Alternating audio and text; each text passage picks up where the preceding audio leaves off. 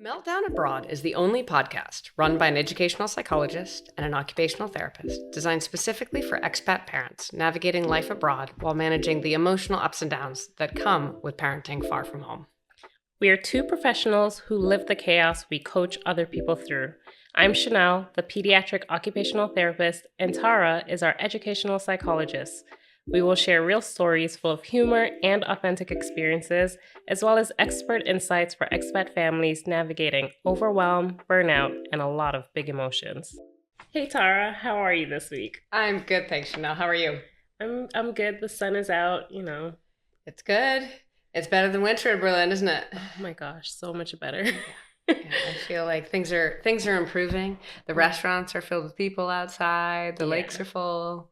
Yeah, people are actually outside. Like, I think that's one of the things that attracts me about this city is that, like, during the summer, everybody just wants to be outside. It's such a social city. Yeah. And it just gets you excited. I love it too. It reminds me of like when I used to live in Manhattan and like the flood of people into Central Park in the springtime. You know, there's just this like really, really wonderful energy where people finally come out of hiding after it being really dark and really cold for a long time. So it's really good. Yeah, it's really good. Patio season. That's it. Here we go. All right. So what was one of the most German things you saw this week? Lizards. Okay, so my husband and I have this joke that there are all these people here, which now I'm much more used to than I was at first, but let's say they're walking down the block, and then all of a sudden they just stop. They stop whatever they're doing, and they stare into the sun, and they stand like statues for a really long time.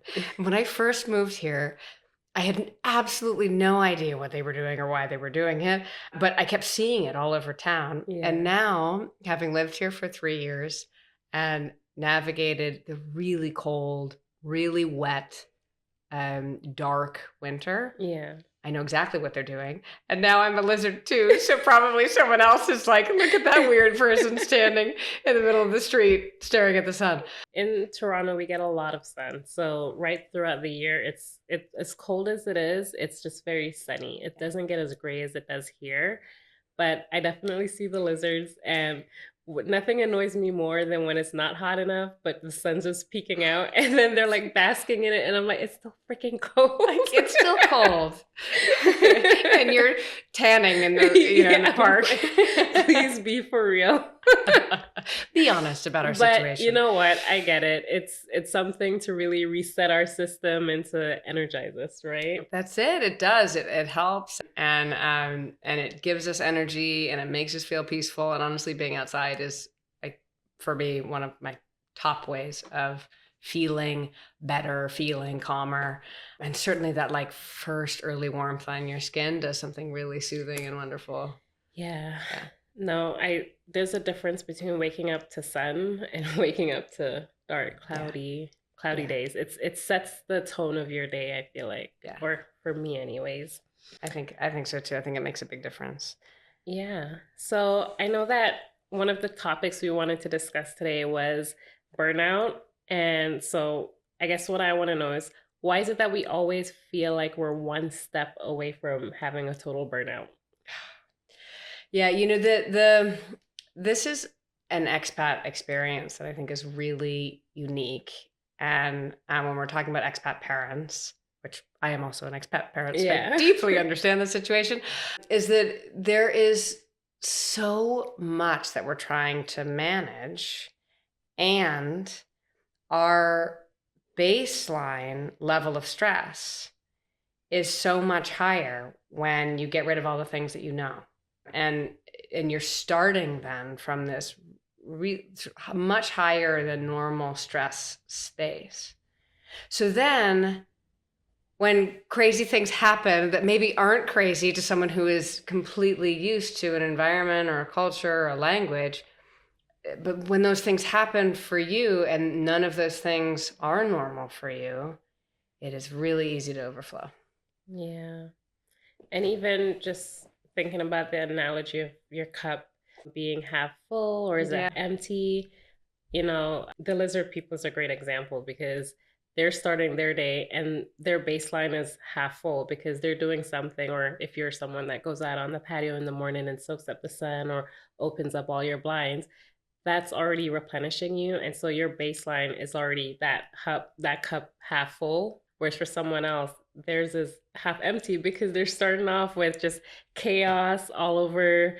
Maybe the kids are crying, or you slept through your alarm and now like you're just busy and you haven't had time to focus and reset, and now you're having to do that in a Yeah. new country where you're still kind of learning the systems. Maybe people aren't as polite if you're late, if you turn up late For somewhere. sure. And Yeah. so that adds to it. So it's kind of that thing of, where am I even starting? Where's the tone of my day starting?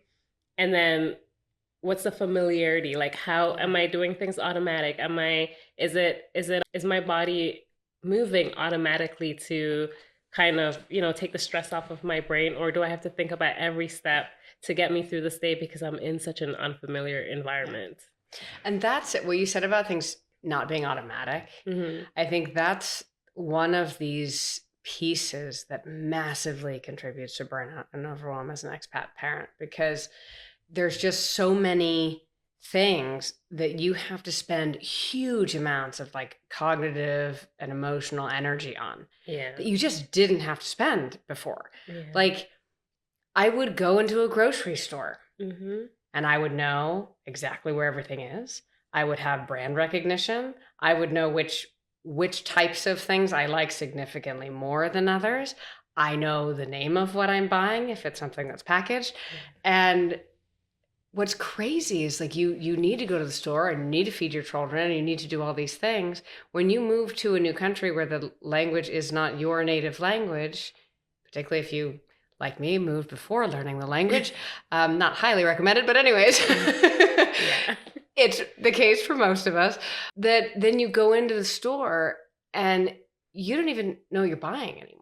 Mm-hmm. For everything times 100, while you're going through a store where your child needs something and they want your attention also. When I moved to Berlin, my kids were 1.5 and 4, so that was like a quite common grocery store experience. I mean, the number of times where I came home with things that were just absolutely not at all what I wanted. Like all the times when I tried to go get deodorant and ended up with some sort of weird spray on some other situation that I completely didn't want.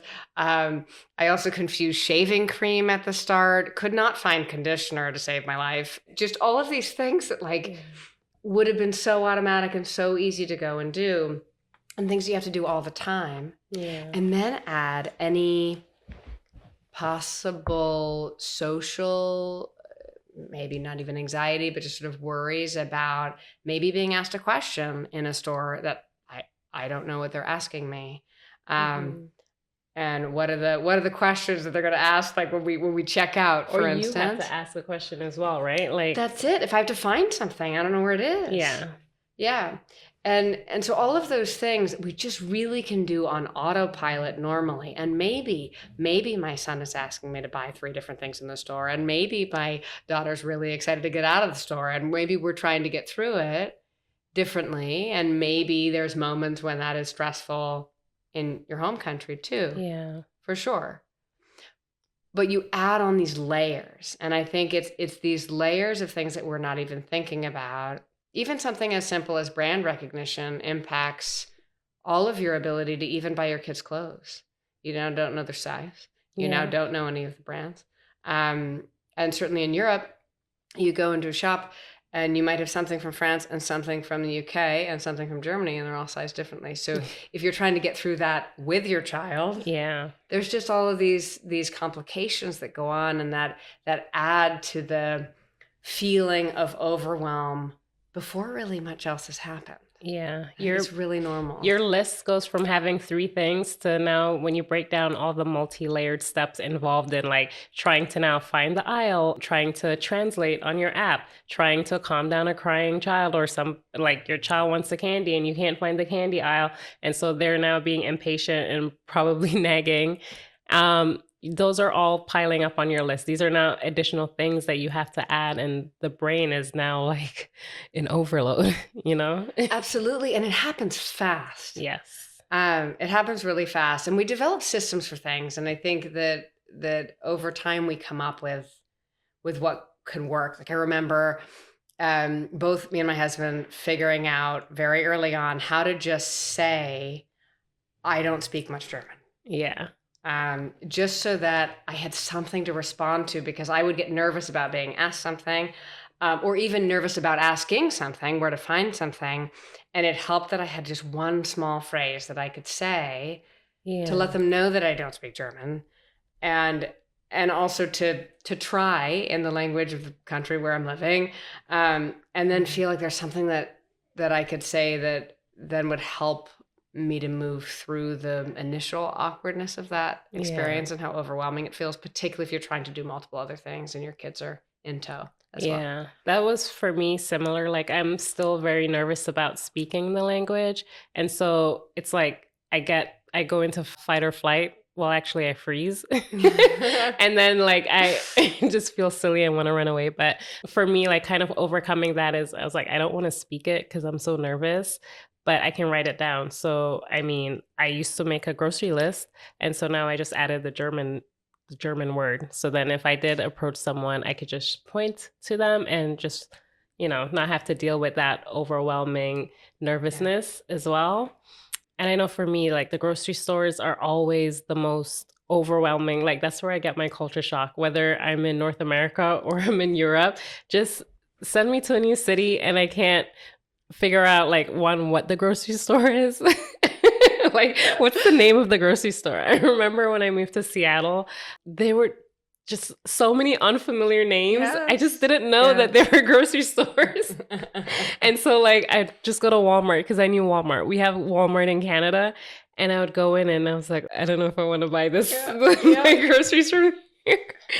But it's just, yeah, you just have to be able to build systems, right? And just take it one step at a time. So even if it's just I'm getting 3 ingredients today and then that is it, and you set yourself up for success, whether you're learning how to say the phrase or you're writing the list down or you've already like done a previewed what the store looks like. Yeah, that But helps. even better, in the age of technology, we have online shopping, right? So we don't even have to go in the stores It's anymore. true. We can do it. It's true. I mean, it's hard to do in Germany because a lot of the apps don't translate to English. Yeah, So it's a that's little another harder. level of frustration, but But that's these are it. things. But having that system, right? And Yeah. because when everything is unfamiliar, creating what's going to be familiar for you, what's going to work for you in Yes. those situations that allows you to do them with a little bit less overwhelm makes a big difference. Even if it's time, even if it's really small, if it's just writing down the German word for a couple things are harder to find because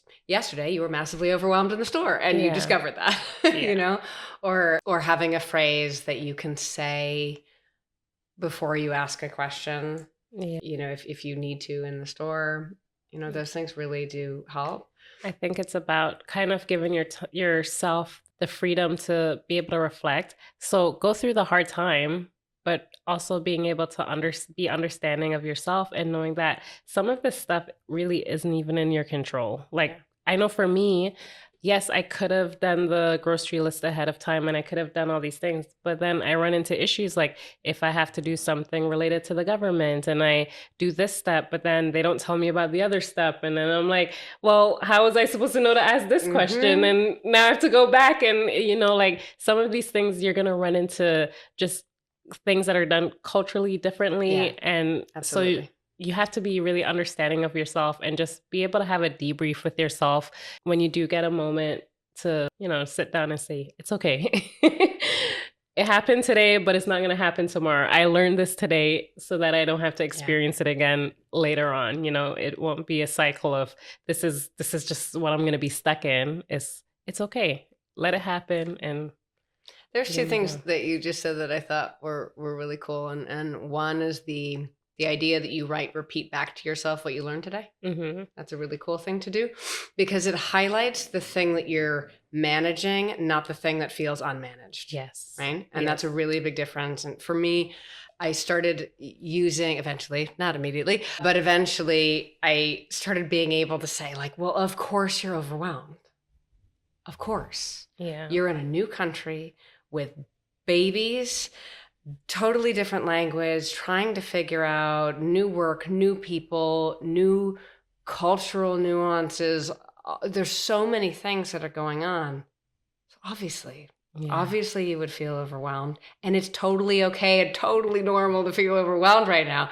And sometimes even just that was like, oh, okay. Yeah. Like, okay, this is a really expected situation to be in, and I can understand it. I mean, let's be honest. In the grocery store, I would not usually have that. I would be Yeah. like afterwards at night where I could be like, okay. Yeah. And but it's grown. Like, it's grown, and I feel like now certain things that were really overwhelming, and then I would procrastinate around, like, well, maybe I don't really have to go to the store. Do we really need milk? I mean, maybe we could just skip it. Those kinds of things that have totally gone away now. And then other ones that stay a little longer than you planned, that stay awkward or stay hard, but your self-compassion grows. Yeah.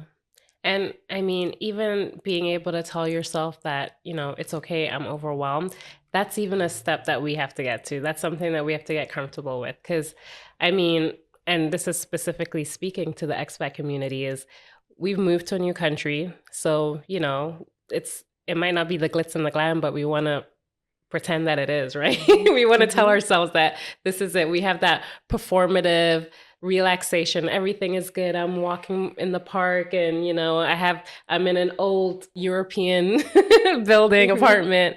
And so you tell yourself that I'm in a new country, I'm in a new experience, and so I should be happy, I should be grateful. But what you're undermining is the fact that, like, again, nothing is familiar to you. You don't have your tribe, and you don't have anybody to kind of debrief and reflect on this with. So you're having to navigate this all by yourself, and the additional layer of being a parent and having to now do this for the kids as well, co-regulate with them.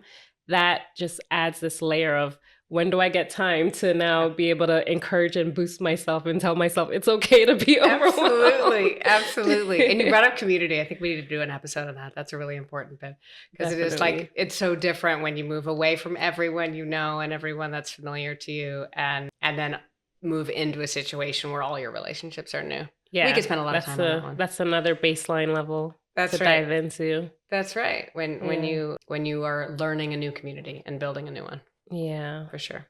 Yeah, definitely. Well, I really love a few of the things that you said, between looking at the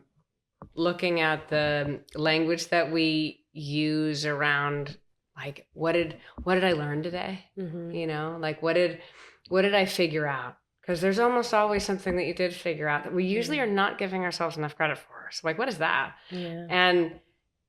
And the other piece around tools, like, what little tiny thing, might I just try and see if it makes the grocery store less overwhelming today? Yeah. And if anyone wants to borrow my, of course, words, they can. I feel like it has helped me a lot to just, like, acknowledge that it's a really normal experience.